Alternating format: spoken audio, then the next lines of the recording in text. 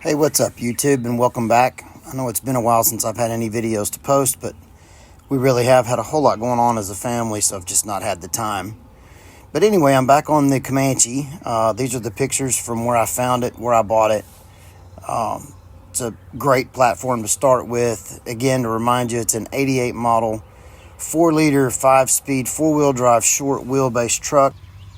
This truck is sort of my inspiration, what I would love for it to look like when it's all said and done, but I'm still working on that part. So for the time being, let me catch you up. So far, it's been parked over in the barn for a year. I did take the fuel tank out. I cleaned it.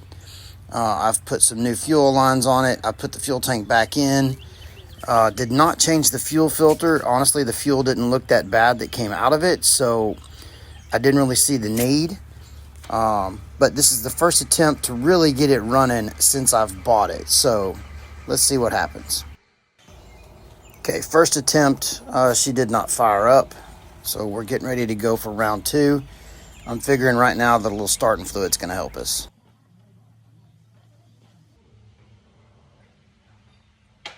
Something's been drawn on the battery, so.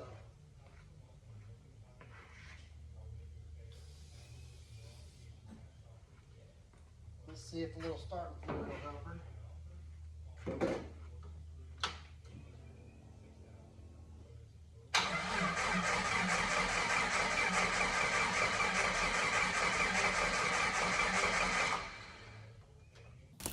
Now, I know this is one of those points where you get some dueling opinions. Derek doesn't like using starting fluid, but let me give you a little pointer here. Right now, I'm just spraying it into the air box, so it's not really grabbing enough to help us. In just a second, I disconnect the air intake tube, which goes straight to the throttle body, and direct inject it into there, which really does make a difference.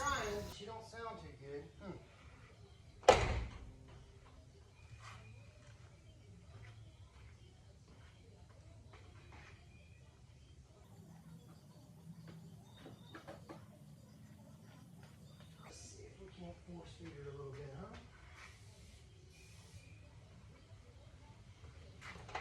Come on, baby.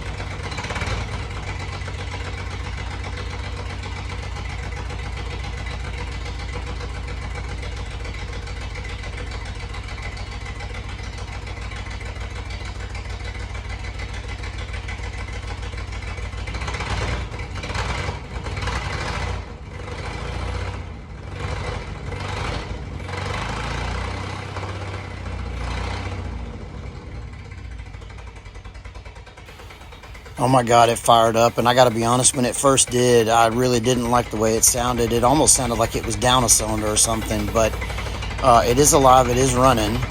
And at this point, I'm trying to figure out, the three things you need for an engine to run: fuel, air, and spark. So something's not quite right. This is a Renix vehicle, which I'm not 100% familiar with. I did have an 87 Cherokee back in the day, but never really had to mess with the engine much. This one, there's a lot of vacuum stuff that was missing under the hood, so I've slowly been replacing it. But at this point, remember, I unhooked the air intake in order to shoot the ether into the throttle body. So I'm kind of remembering all of that and working this out in my brain. But I don't want to just go mashing on the pedal to, get the throttle up and start revving the fire out of it. I don't want to break anything in the engine.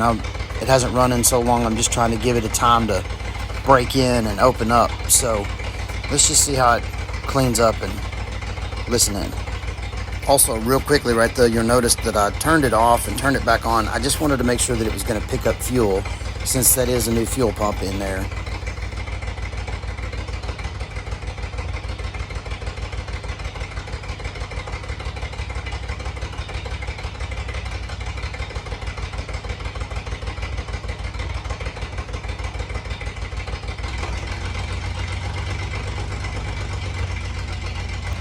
So I know y'all heard the change in the idle right there. I did hook all the airbox stuff back up. But again, I will say at this point, the throttle is incredibly responsive, which I was a little shocked over. But the longer that I let it sit here and run, the better it starts to run. Just needs a little break-in time. And you can hear it backfiring just a little bit, which I'm sure I didn't, clean the rest of the fuel system. I did clean the fuel tank, but I didn't clean all the way up to the engine itself. So I'm sure there was a little crud left in the fuel filter, probably some stuff in the fuel lines. So as that stuff blows out, it really does start to clean up and run really well. And at this point, I'm going to go ahead and address the other elephant in the room. I'm sure you guys hear how loud it is. I don't know, probably what you were thinking in your mind at this time, but it is the exhaust. Obviously, whoever had it before me cut the exhaust directly under the cab, coming out first turn, first bend.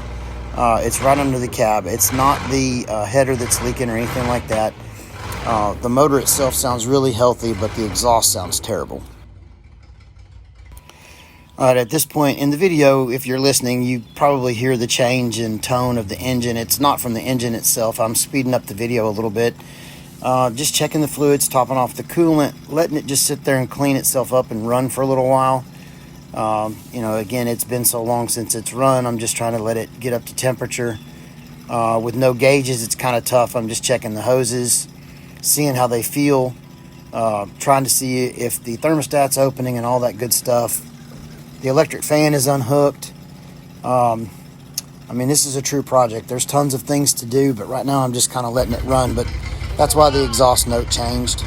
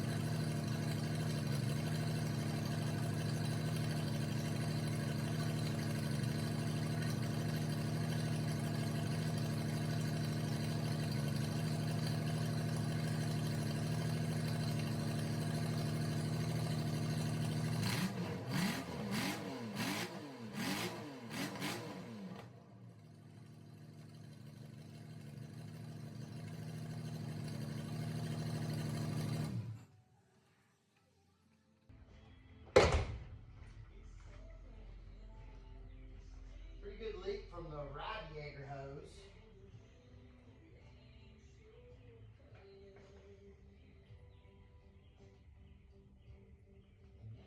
Pretty sure it's the lower radiator hose that's leaking. Other than that, sounds pretty healthy. I don't know when the last time it ran was, but it's been quite a while, so stay tuned. All right, let's see if she'll move under her own power.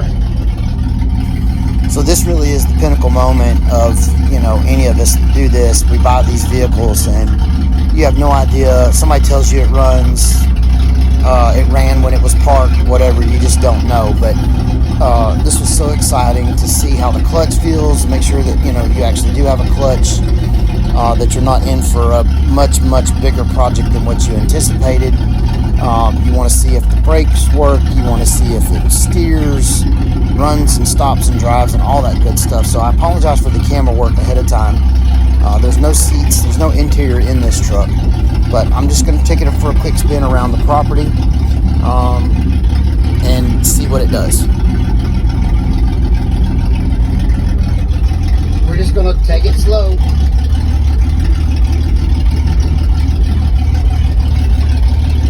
Power steering works fantastic.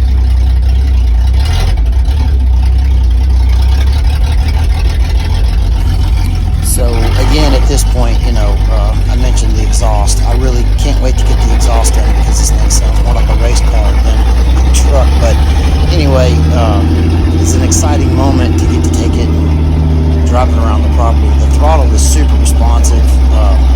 It is a really good running 4-liter. So we've got to this point where it's running and driving, and in the next part of the video I'll show you what's coming up, but we're just taking it around the property here. Again, I apologize for the terrible camera work, but I don't have a GoPro. I just use my phone to do this, and you never know where it's going to be pointing. But again, I'm trying to drive without a seat, a 5-speed truck, and just tool it around the property.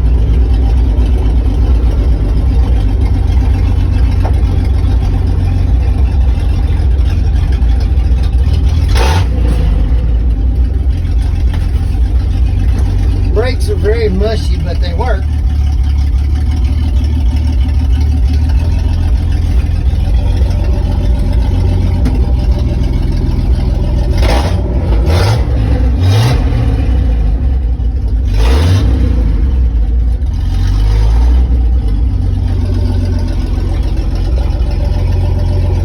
There's no way to get out of the truck.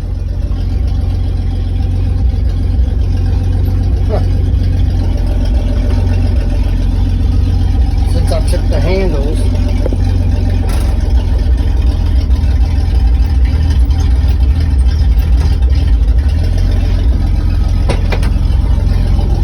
Nice.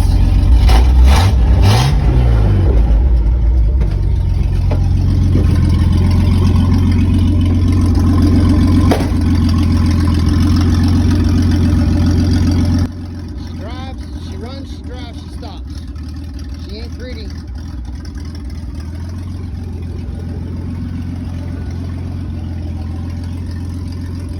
But it's running. All right, so as I mentioned a minute ago, here is the next part of this project. I just picked this up a couple weeks ago. This is an 89 model Comanche, what's left of it anyway. This is exactly how I bought it. You see it sitting there. The front axle, it was involved in an accident. The front axle got ripped out from underneath it, but it's got a perfectly good 4-liter sitting under the hood, and it has got a premium interior. I believe this was a Pioneer, but again, this is another one that doesn't have a title. The gray one doesn't have a title either. That's the other thing I've got to work on. But look at the interior. It's absolutely perfect.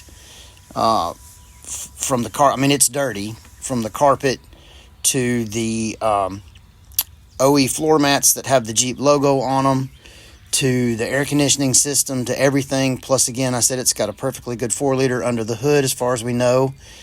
This is a 2-wheel drive truck, but the plans for this are take the interior out of this one, put it into the gray one, and then possibly keep this one, since it's got a good engine in it, and turn it into a dedicated rock crawler. But we're still up in the air on that one. But the plan for the gray one is to put a 4.5-inch lift on it.